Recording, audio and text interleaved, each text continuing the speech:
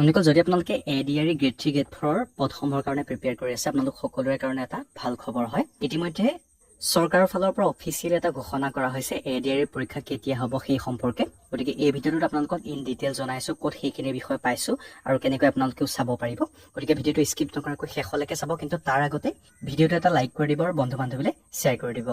মোক বহুতে কমেন্ট কৰি সুধি থকা এটা কমন কোৱেশ্চন হৈছে এডিআৰই পৰীক্ষা কেতিয়া হ'ব জানে যদি জনাই দিব সো তাৰ ওপৰত ইয়াৰ আগতে মই এটা ভিডিঅ' বনাইছিলো আৰু মই তেতিয়া কৈছিল যে সেপ্টেম্বৰ মাহৰ ভিতৰতে এডিআৰই পৰীক্ষাটো অনুষ্ঠিত হ'ব আৰু ফাইনালি অসম চৰকাৰৰ ফালৰ পৰা অফিচিয়েল এটা ঘোষণা কৰা হৈছে গতিকে সেই বিষয়ে আপোনালোকক জনাইছো ভিডিঅ'টো স্কিপ নকৰিব সো অলপ সময় আগতে অসমৰ সিএমৰ অফিচৰ ফালৰ পৰা এটা অফিচিয়েলি ঘোষণা কৰা হৈছে ইয়াতে মই গোটেইখিনি পঢ়ি যাম আপোনালোকে ভালদৰে বুজিবলৈ চেষ্টা কৰিব ইয়াতে কি লিখিছে আপোনালোকে সেইখিনি এবাৰ চাই লওক honourable chief minister doctor Himanta Biswa Sarma held a meeting on discuss and finalise the formalities for the recruitment of grade 3 and grade 4 employees as well as constable and sub inspector in the state police so মুখ্যমন্ত্ৰী হিমন্ত বিশ্ব শৰ্মা ছাৰে এখন meeting কৰিছে আৰু কিহৰ ওপৰত কৰিছে grade 3 grade 4 লগতে অসম পুলিচৰ যিখিনি পদ আছে তাৰ এক্সামিনেশন বা ৰিক্ৰুটমেন্ট প্ৰসেছখিনি আগবঢ়াবৰ কাৰণে যিখিনি ফৰ্মেলিটিজ আছে সেইখিনি আগবঢ়াবৰ কাৰণে তেওঁলোকে এখন মিটিং কৰি যিখিনি হায়াৰ অফিচিয়েলছ আছে তেওঁলোকৰ লগত বহি ডিসকাশন কৰিছে আৰু লগতে টুইটাৰ হেণ্ডেলটোত উল্লেখ কৰিছে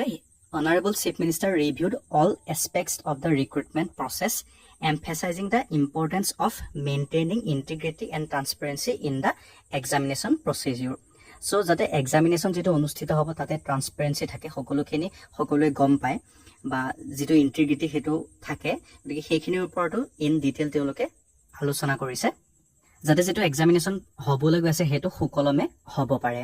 আৰু শেষৰ দখৰ যদি চাই আপোনালোকে এটা গম পাব